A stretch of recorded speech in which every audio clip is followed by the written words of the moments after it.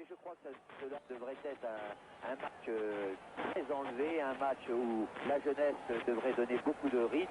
Et surtout, il y aura une opposition de style, un style plus direct chez les Belges, basé sur une grande valeur athlétique, sur une technique sobre, mais une technique efficace, avec une petite touche latine d'un joueur comme Sifo, et des joueurs surtout aux grandes qualités morales, puisque les Diables Rouges luttent toujours jusqu'à la dernière minute, c'est bien connu. Et puis cette équipe de France, qui a gardé certainement sa même organisation de jeu, mais qui, on le sait, ce sont souvent les personnalités qui donnent un petit peu le style de l'équipe. Comme les personnalités ne sont plus dans cette ligne intermédiaire aujourd'hui, eh bien on verra peut-être une même organisation, mais avec un football peut-être tout autre.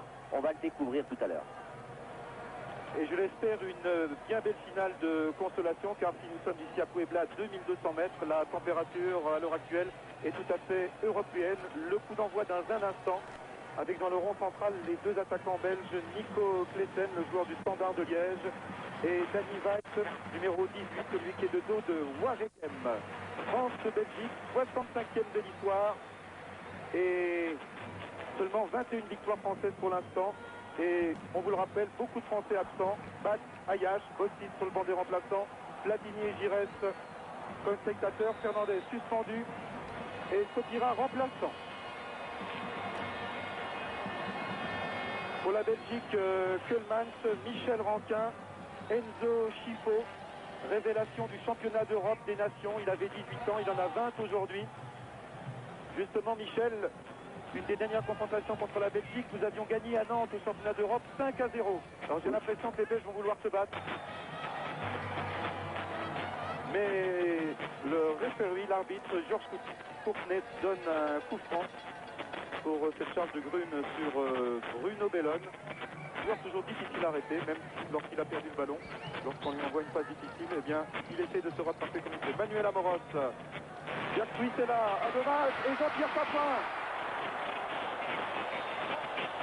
Ah, Jean-Pierre vraiment a été à deux doigts ici d'ouvrir le score. C'est ce qu'on appelle les occasions immanquables. On se trouve devant le but, on voit le ballon, il n'y a même pas le gardien. Et il y a peut-être eu un fort bond, il y a peut-être eu quelque chose qui a dévié la trajectoire du ballon. Papin a frappé, mais malheureusement à côté du but.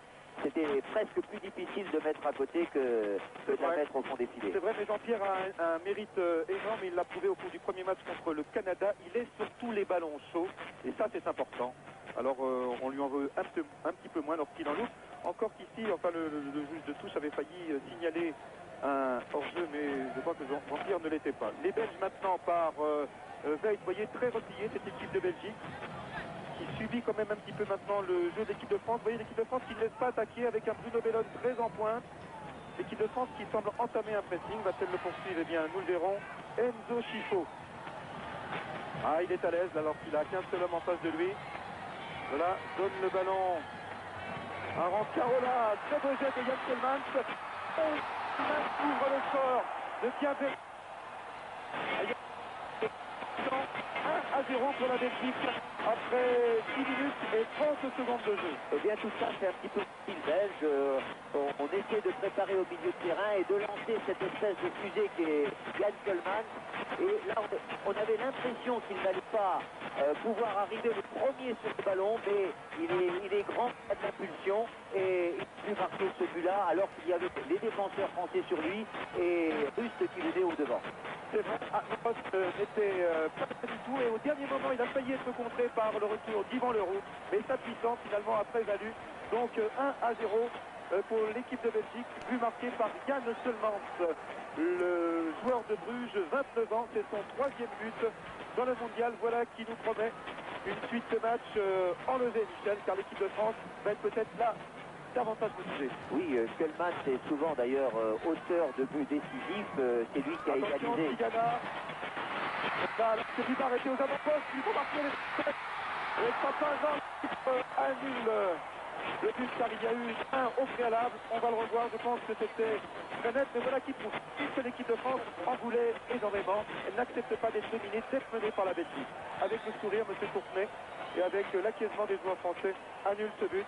Vous voyez par terre, hein, c'est manifeste, Michel Vibard a fait une cabriole de gymnaste et là il a touché le ballon au sol. Donc pas d'égalisation française, 1-0 pour l'équipe de Belgique et pour les coéquipiers du magnifique Jean-Marie Pfaff. Il est bien beau avec sa chevelure bouclée, le gardien du Bayern, en tenue jaune, comme Harald Schumacher qui disputera la finale demain. Attention maintenant aux Belges, avec Chifo toujours, par qui passe beaucoup de ballons, car Vercotteren n'est pas là aujourd'hui. Un ballon destiné à Guéret, mais qui a été dégagé par Gengini et coup franc en faveur de l'équipe de France, alors que le soleil a tendance à percer maintenant et va réchauffer la température. C'est maintenant qu'on va voir l'action et surtout la réaction des jeunes Français. Ils sont menés à la marque.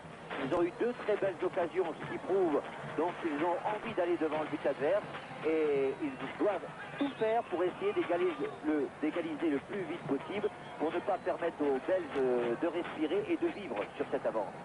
La vivacité de Bellone, de Papin, de Ferreri devrait quand même finir par payer au cours de ce match-là s'ils ne s'usent pas trop à vouloir un contact athlétique, un contact physique en butant sur le mur belge. Guéret.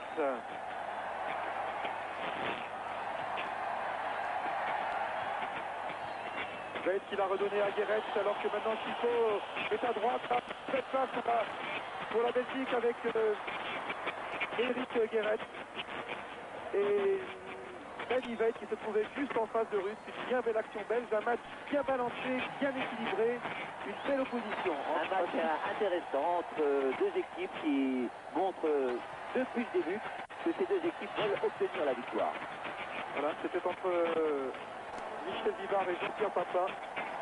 Mais c'est Rankin qui a récupéré Jake.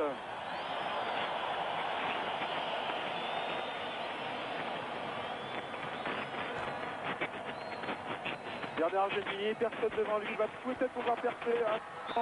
Il a été gêné par le numéro 18, par Danny Weitz. L'attaquant belge de Waregem, et c'est un coup franc en très bonne position. Peut-être pas pour Gengini qui est gaucher. Les Français essaient de multiplier les attaques et surtout de les varier. On peut voir des attaques collectives et on vient de voir en quelques minutes sur une action de Vertruis et de Gengini de pénétrer directement au cœur de la défense française, de la défense belge, pardon. Alors premier coup franc bien placé, il y a Amoros dans son dos, Papin, et puis Yvan Leroux, et puis Lucky Luke, Bruno Bellone. Il y a la... Voilà, il y avait la force, la frappe, les côtés de précision. Eh bien, on pouvait penser que Leroux, par sa puissance, pouvait tirer puisque c'était un droitier. Curieusement, mais ça peut tromper aussi très bien, c'est un gaucher dans cette situation. Ce n'est pas très facile car l'angle est fermé. Alors on attend peut-être un coup franc du côté droit, peut-être pour Gengini, comme il y a 4 ans contre l'Autriche, mais pour l'instant nous n'en sommes pas là. Nous sommes menés par la Belgique. Et une bonne ouverture maintenant. Un ballon pour David centre et c'était pas loin. Enfin, à vrai dire, pas été véritablement inquiété, mais que ces contres et que ces ouvertures belges sont extrêmement périlleuses. Et Kölmans pèse toujours par sa présence devant notre but. Il a marqué le but, 2 fois il était derrière Russe. Et il faudra se méfier de lui au cours de ce match et surtout dès qu'il pénètre dans le camp français. Dans le camp français, tous les 2 acteurs, enfin 21 ils sont. Tout le monde sauf Jean-Marie Pfaff. Et Farouk maintenant qui dégage notre camp. On va peut-être un ballon favorable à l'équipe de France. Nous sommes 5 contre 5. Ah mais là les Belges maintenant le temps de se regrouper. Gengini, attention, c'est encore un coup franc, non. Leroux se bat. Georges Brune. Ah, il a 2 coéquipiers. Nicolas Klessen encore. Oh là là. Alors que Jean Pigana était sur la défensive, mais était bien loin de l'attaquant belge. Les Belges combinent fort bien, ils dérapent toujours dans les couloirs latéraux et ça se termine toujours par un centre lobé. Le gardien ne peut pas sortir, Albert Russe ne peut pas sortir et il y a toujours la tête d'un blanc dans les 6 mètres. C'est toujours extrêmement dangereux. Il tente beaucoup de choses, mais il y a beaucoup de déchets dans son jeu. Bellone. Allez, je dis qu'il va passer sur la droite. Philippe Vercuis, allez,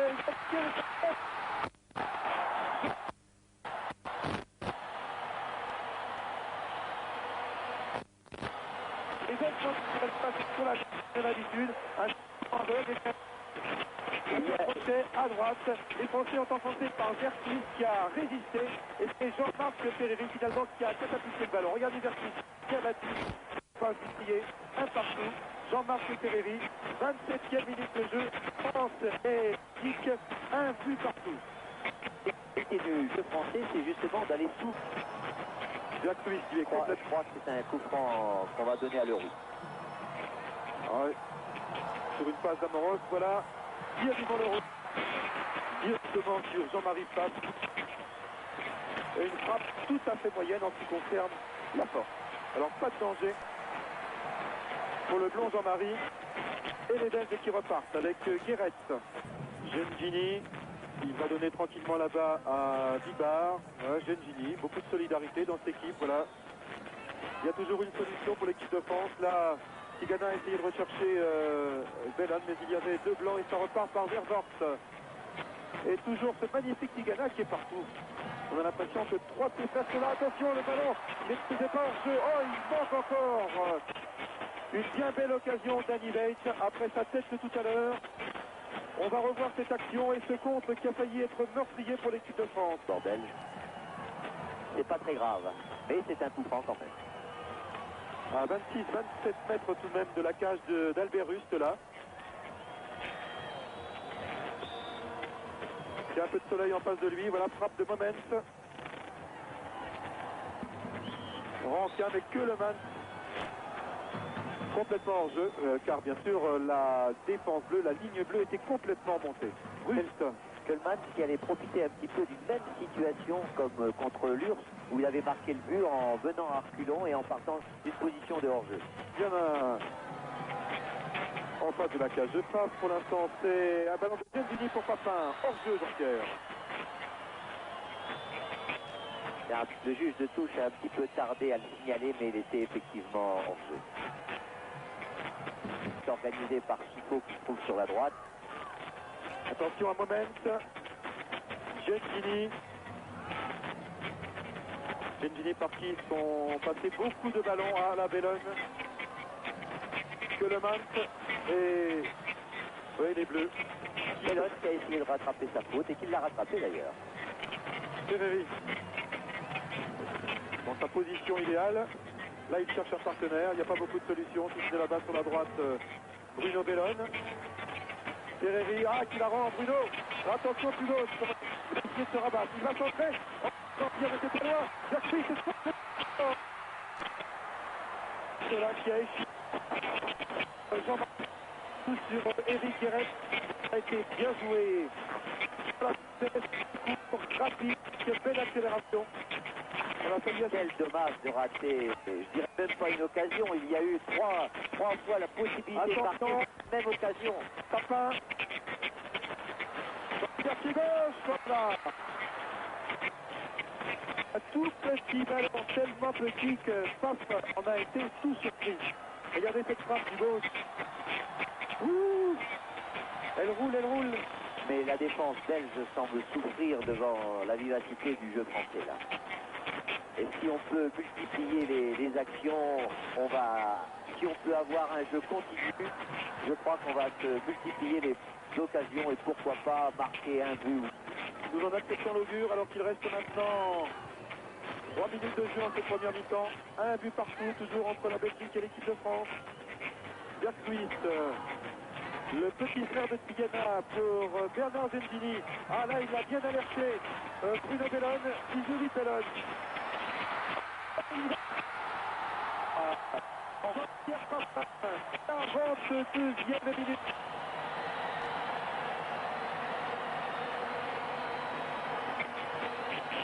On voit trop parce que souvent qu'il y a une différence entre le rythme français et le rythme des Belges. Si on regarde le rythme belge a pété énormément depuis les premières minutes, alors que les Français beaucoup plus en confiance. Et maintenant, même Papin, je crois que ça devrait donner en deuxième mi-temps beaucoup de possibilités.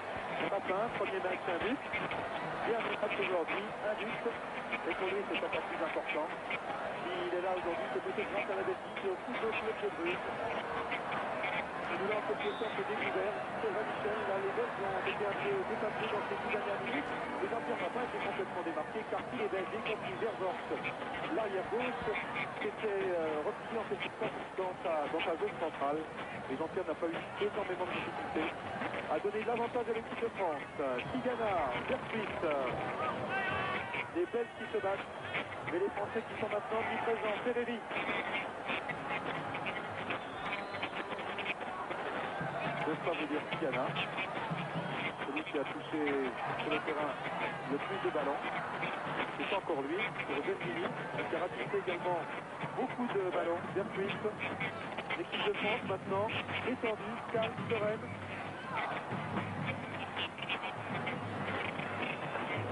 Oui, l'équipe de France qui a stabilisé son jeu et qui maintenant joue en plus de confiance. Il y a beaucoup de mobilité, les ballons est donné directement, on ne garde pas, on ne monte pas avec. Et c'est ce qui trouble beaucoup là. Alors que chez les Belges, les joueurs semblent quand même relativement fatigués. Est-ce qu'ils vont retrouver à la mi-temps tout leur tonus? On le verra dans quelques minutes. J'ai fait aussi que des garçons comme Papin ou Ferreri sont là pour accélérer le jeu. Mais comment se priver chez les Bleus des garçons comme Platini et Giresse, qui ont quelques problèmes à la limite de l'équipe. C'était impossible. Et monsieur Courtenay, voilà, renvoie maintenant les deux équipes au vestiaire à l'issue de ces premières 35 minutes qui permettent à l'équipe de France de mener par 2-1. Le premier but ayant été marqué par la Belgique et par son capitaine Yann Kellemans, 1-0 à la 6e minute. Égalisation française par Jean-Marc Ferreri, un partout à la 27e minute. Et à 3 minutes de la mi-temps, avantage pour l'équipe de France par Jean Touré, qui aura peut-être été notre grand absent de ce mondial. Bonjour José. Il aurait certainement bien voulu participer à cette rencontre et surtout à ce mondial. Mais il est jeune et rendez-vous dans 2 ans pour le championnat d'Europe et dans 4 ans pour la Coupe du Monde en Italie. Et en 5 secondes, les compliments également à un des supporters français, à notre ami Maurice Louvet, qui est depuis quelques heures l'heureux papa d'une petite Clémentine. Alors espérons que tout cela sera de bon augure, alors que le soleil brille maintenant de mille feux à 2200 mètres d'altitude ici au stade Cotomek de Puebla, où l'équipe de France entame la deuxième mi-temps avec un but d'avance. Et Tigana, Vercruis, début de deuxième période engagée.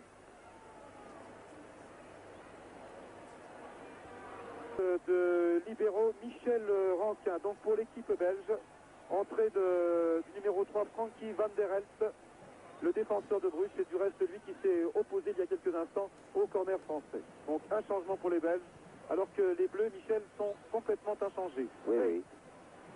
Ah, une mauvaise passe, ballon récupéré par Gentili, on part au quart de tour, Papin est à gauche, Bellon Talent dans l'axe, bien joué pour Gentili, pied gauche de Gentili. Oh, il y avait Stéphane Demol, très belle emprise pour Gentili. Ça continue maintenant, mais il y avait une poussée de Papin sur précisément Frankie van der Elst, le joueur blanc qui vient de faire son entrée. Il y avait le feu dans la défense belge.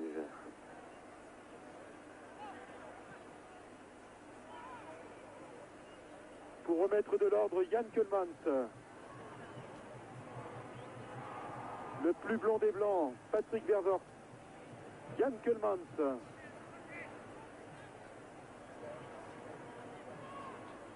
Chifo. Les Français reculent, mais pas pour très longtemps. Veit. Voilà.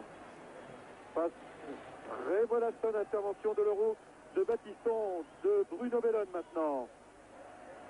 Tigana pour Ferreri, voilà. L'ami Bellon qui est sur tout le front de l'attaque maintenant. Les Français se déplacent beaucoup, c'est important. Vercruis qui vient de perdre le ballon. Dégagement de Frankie van der Elst dans le rond central. Kellemans, Grune. On joue vite, et quand on joue vite, eh bien, on peut perdre le ballon. C'est ce qui arrive parfois, là, depuis quelques instants, entre les bleus et les blancs. Et puis quand on donne un rythme à un match, il y a du plaisir, et on le sent, le ballon vole de pied en pied chez les bleus, et chaque bleu touche le ballon, donc il y a un rythme collectif qui est traduit sur le terrain par une forme de joie de jouer.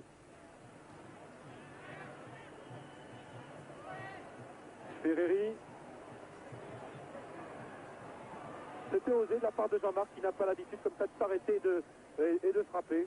Mais il faut ponctuer les attaques par un tir, c'est une forme de confiance et puis ça prouve au moins qu'il y a une intention dans l'attaque. Grune. Baptiston. Bien Cruz pour... Fort bien, et aujourd'hui, ils font quand même un bon match. Avec un parcours tout de même pas trop facile, un Mexique, pays organisateur, bon Irak, Paraguay, ensuite URSS Espagne, et puis Maradona en quart de finale. De Mol, Kölmans, attaqué par Genvini, très présent aujourd'hui, Bernard. C'est un peu normal, il fait ses adieux au football français. Ah, il reviendra peut-être, il n'est pas, oui, il n'est pas loin, définitivement. Il n'est pas loin à Genève, hein, surtout pour un Alsacien. Il était plus loin d'Alsace lorsqu'il se trouvait au Stade Louis II à Monaco. Chifo. Avec Bellon et Amorov sur le dos. Oui, à 2 contre 1. Ah, il se retrouve à 2 contre 2. Et l'équipe de France maintenant qui va pouvoir se dégager.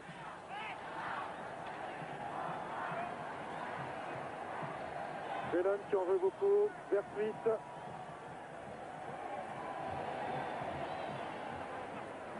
Ferreri.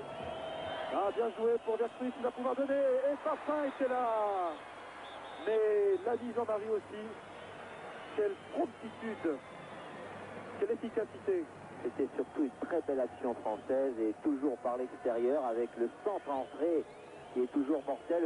Heureusement pour les Belges, il y a eu l'interception, l'anticipation de Jean-Marie Favre parce que Papin arrivait très vite sur ce ballon. Oui, il a montré toute la valeur de joueur et surtout de mental dans ce mondial. C'est un joueur qui peut jouer à tous les postes et là il a démontré qu'il pouvait s'adapter très vite. Yann Seulement, c'est dangereux, il va marquer les Belges. Oh là là, Stéphane De Mol, troisième grosse occasion belge au cours de la partie. Oh, quel centre très rapide, heureusement qu'un bleu se trouvait sur De Mol et l'a gêné vraiment au tout dernier dixième de seconde. Stéphane De Mol, 20 ans, une seule sélection en équipe de France. Entrée dans l'équipe d'Anderlecht dans un petit numéro avec qui? Avec l'ami Manuel. Et dans ces cas-là, 4 fois sur 5, c'est toujours Amorov qui a le dessus. Les Belges qui semblent faire un effort pour pouvoir remonter leur handicap, égaliser, et donc vous l'avez dit tout à l'heure, ils ne désespèrent pas et ils vont lutter certainement jusqu'à la fin. C'est bien dans leur tempérament. Papin. Ferreri pour Tigana. Oh, bien joué, trop bien joué. Oh, carte. Papin avait démarré, mais bien trop seul pour ne pas être en jeu. Il s'est heurté l'ami Jean-Pierre avec Jean-Marie Favre. On a vu beaucoup de joueurs au sol, Michel, pendant ce mondial. Heureusement, eh bien, les filières sont arrivées pour rien.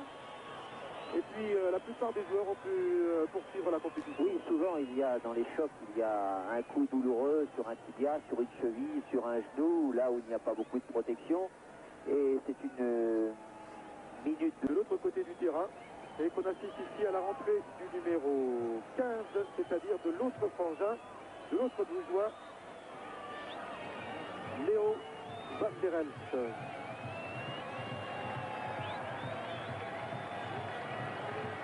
Oui, c'est bien Enzo qui sort et Léo.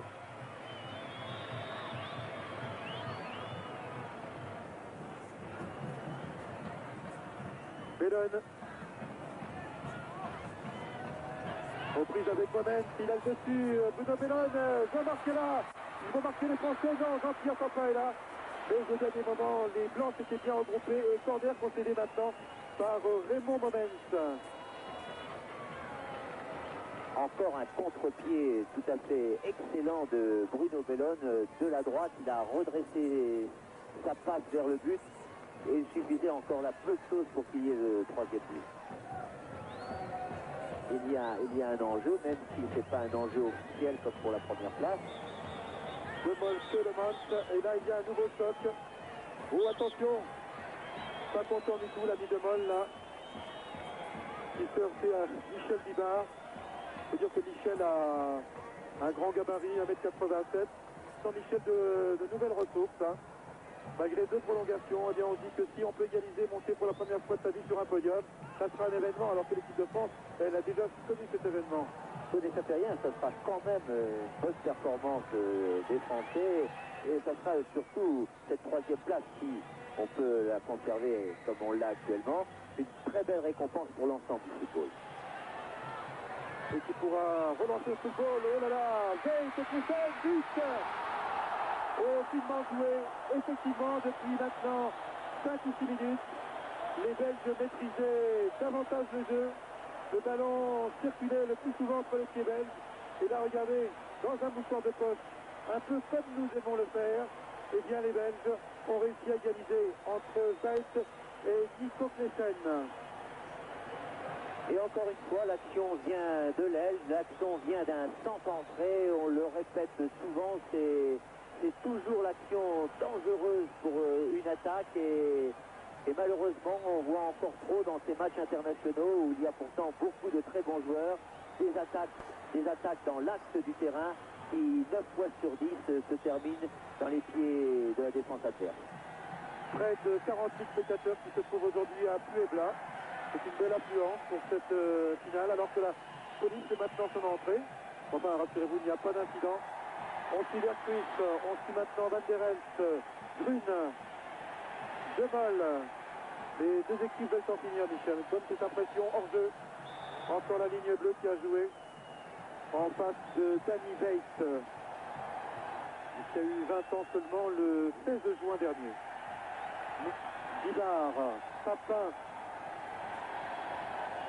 Bibard.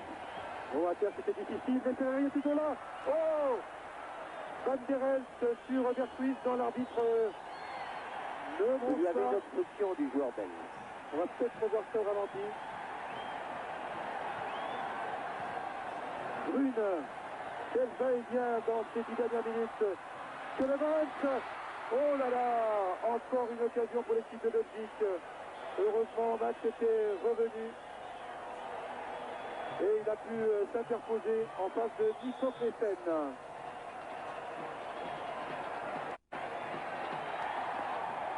Et corner en faveur de l'équipe de Belgique et changement pour l'équipe de France. Il a bien mérité de sortir quand même maintenant. Jean Tigana, bravo Jean pour votre mondial. Et entrée chez les Bleus de Thierry Tussaud. Bravo surtout pour son esprit de combativité qu'il a manifesté tout au cours de ce mondial. Problème. Bibard n'a pas plus grand chose, mais sa chaussure a heurté. Le joueur belge, Moments. Léo Van der Elst, Yann Keulemans, malheureux capitaine. Georges Grune, encore un centre qui va venir de la droite là. Il n'y a qu'un Belge, il est là le 17. Quelle frappe. Et qui était là encore? Eh bien pour contrer Bellone, eh bien c'est Stéphane De Moll. Alors que l'on entame maintenant la dernière minute de la partie. Au moins du temps réglementaire. Allez, dernière accélération française, Ferreri, c'est bien centré. Oh, il y avait Papin et puis Manuel Amoros. Mais si Manuel est généreux, il lui manque tout de même quelques petits centimètres. Van der Elst. Pour l'autre Van der Elst. Maintenant c'est le 15, Léo.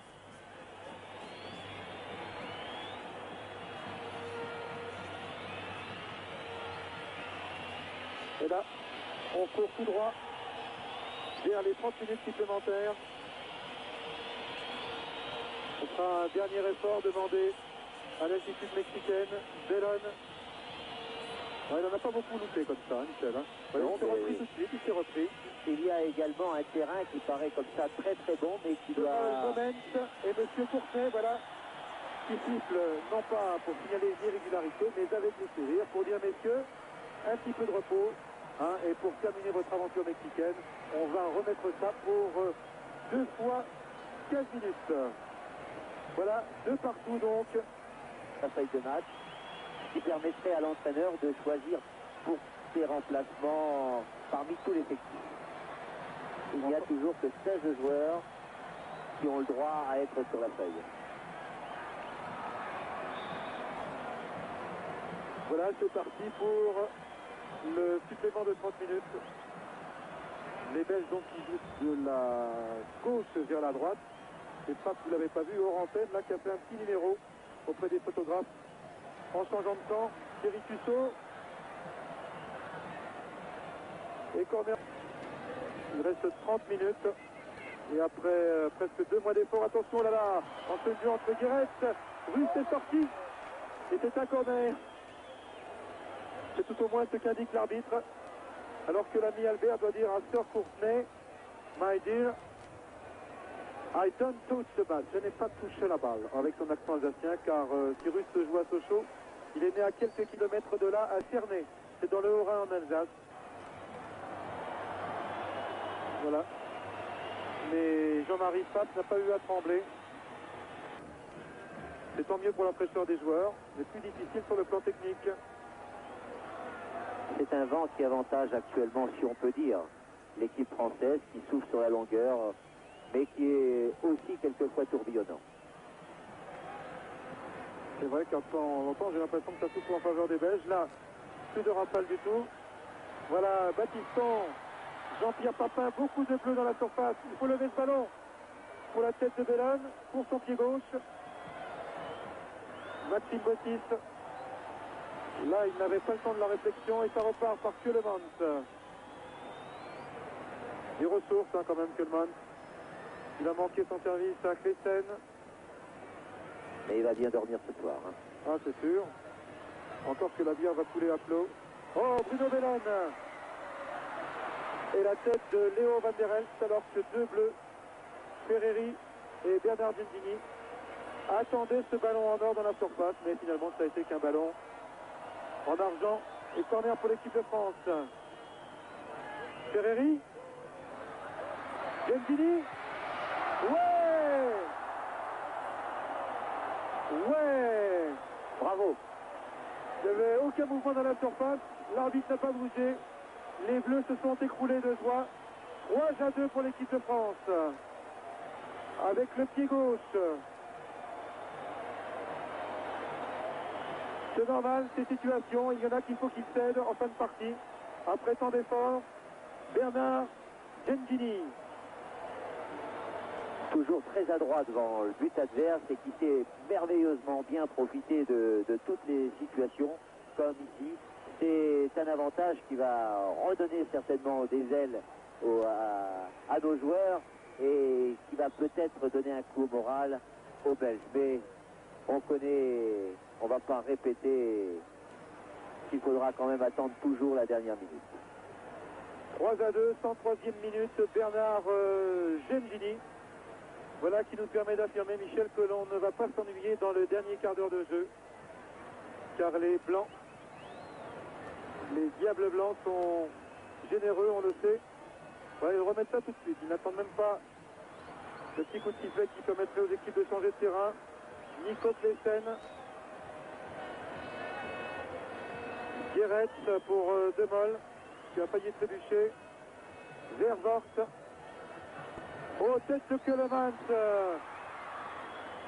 Et 2 Français en face de Nicolas Klesen. Que c'était juste. Mais ça, on le prévoyait. Jacques-Louis. Bellone.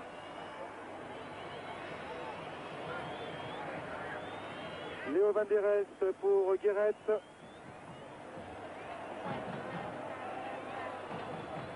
« 15 minutes de jeu en cette prolongation. On va changer de côté, peut-être à l'issue du corner. Ah, voilà, l'arbitre vient de prendre son chrono de sa poche arrière. Il ne laisse pas le temps de jouer ce corner. Messieurs, on va tourbillonner, c'est-à-dire que vous allez changer de camp. Et nouvel avantage pour l'équipe de France. beaucoup de renversements de situation, puisque les Belges avaient ouvert le score quand même. Actuellement, égalisation par Ferreri, Papin juste avant la mi-temps 2-1, Clessen égalité de partout à la 72e, et 103e minute, le gauche très précieux de Bernard Genzini. Voilà les dernières bouteilles d'eau, pas mexicaines, car je crois qu'on a amené l'eau de France. Hein.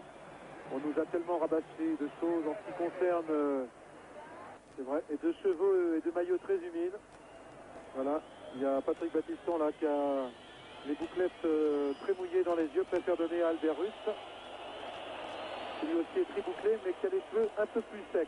À la place d'Henri Michel, qu'est-ce qu'on peut leur dire dans cet état de fraîcheur quand il reste 15 minutes? De garder le ballon au milieu de terrain, de bien le faire circuler. Surtout de garder l'organisation et d'essayer de s'économiser en ne perdant pas le ballon, donc en ayant une sorte de sécurité dans la progression.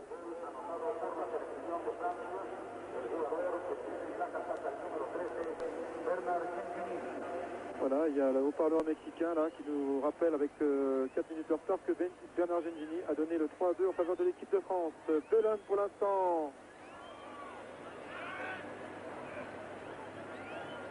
Bibar, vous voyez la France qui a retrouvé son calme, et c'est normal. Qui va attaquer mais à petits pas avec prudence. Et qui ne profitera que des situations très avantageuses. Oh, Bellone! Et ils vont marquer les Français.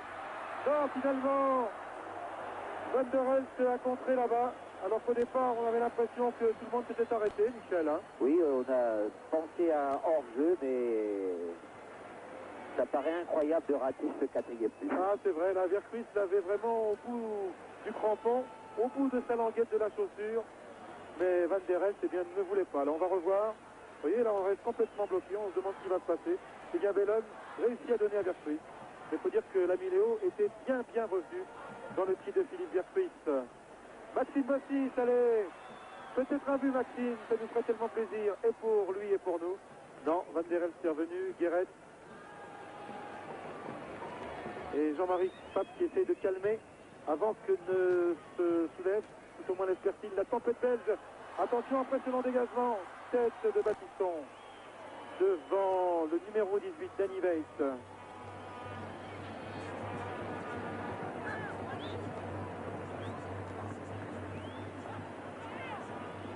Bellone qui est quand même l'attaquant le plus percutant et qui pose beaucoup de problèmes avec sa position excentrée et son pied gauche à l'aile droite. C'est vrai.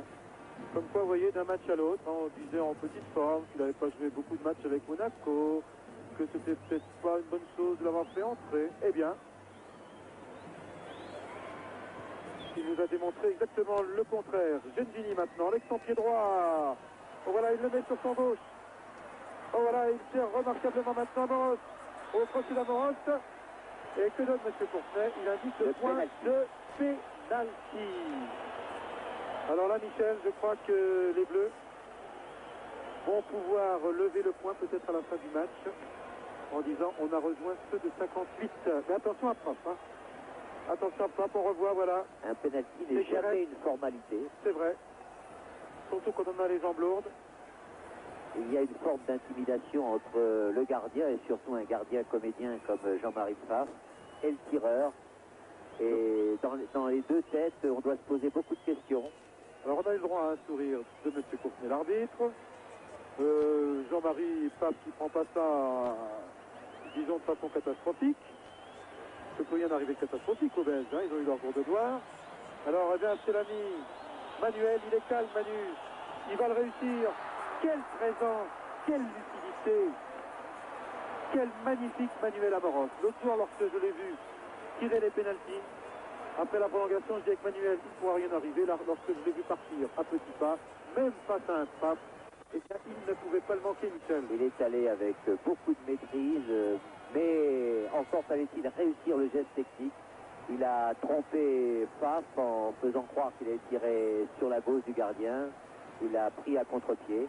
Bravo, maintenant je crois que la 3e place est dans la poche de l'équipe de France. Bravo à cette équipe de France d'avoir prouvé jusque dans ces dernières minutes de prolongation qu'on pouvait compter sur elle. 109e minute de jeu, 4-2 pour les Bleus, pénalty de Manuel Amoros. Amoros précisément sur lequel on avait effectué la faute, en l'occurrence Guéret. Alors les toutes dernières cartouches belges. Et je l'espère quand même un petit festival français quand on a 2 buts d'avance contre la Belgique. On peut se permettre, Michel, de tenter quand même de bien jouer, de faire le jeu. Avec un seul but, là j'aurais dit non, attention messieurs, les petits bleus, prenez vos précautions, mais là on peut y aller. Quel que soit le score, on doit toujours essayer de bien jouer. Voilà, c'est ce qu'ils ont essayé de faire, vous voyez. Ils ont joué la rapidité, mais là Papin n'a pas pu récupérer ce service de Jean-Marc Ferreri. Vervort, Léo Van der Elst, Georges Grune, poursuivi par Bellon, Guéret.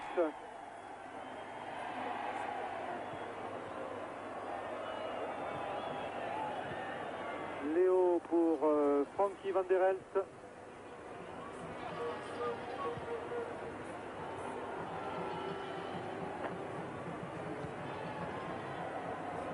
Léo, les Bleus attaquent. Vervort est là. On l'a pas vu souvent dans cette situation. Il s'est frappé quand même. Attention. Van der Elst qui a donné à l'autre Van der Elst. Georges Grune. Yann Keulemans. Vous voyez les Belges bien repliés pour l'instant. Et les Français qui ne permettent pas non plus qu'on s'approche de leur but. Qui ont massé ici 5 hommes comme premier rideau. Oui, là, il n'y a personne dans la surface. Hein. On est le dernier défenseur français Baptiston est maintenant à 23 ou 24 mètres au début d'Albert Rust. Alors que Keulemans a le ballon. Attention à Weitz. Bibard. Bien joué, Michel Bibard. Pour Ferreri, pour Gimpy. Allez Gimpy jusqu'au but. Ah, le face-à-face, non, on n'a pas eu bon face-à-face entre Papin et Pap. Vercruist. Un petit peu de ressources, bien joué, Vercruist. Oh, Jean-Marie Pop et Papin dans les nuages. Enfin, il n'y en a pas beaucoup aujourd'hui. Alors que nous avons maintenant entamé les 3 dernières minutes de jeu. Voilà, on lui a laissé dès le premier match. Il a su la saisir, Yannick. Avec donc Yannick Sopira, avec Papin, 22 ans. Avec les Ayash, les Amoros. Baptiston qui est toujours là. Peut-être Jean Tigana qui va rempiler. Eh bien, l'équipe de France risque d'être encore présente dans les prochaines années. Dommage qu'elle n'ait pas su saisir sa chance jusqu'à cette finale mexicaine. Attention à Yann Keulemans. Voilà, Rust s'était interposé. Il vient de démontrer qu'il lui reste encore des forces en frappant avec une telle puissance. Puissance de bulldozer alors qu'il reste maintenant quelques 20 secondes de jeu. Là, je vois l'arbitre mettre sa main droite dans sa petite poche arrière. Ah là là, un arbitre qui a pas... Il a peur de mettre sa montre au poignet, Michel. Hein. Non, il lui reste encore une quinzaine de secondes. Il est chaque fois obligé quand même de... Oui. Main droite, poche arrière. Vercruist, Ferreri. Il regarde sa montre ou pas? Non, il dit que c'est la fin. Monsieur Courtenay, voilà.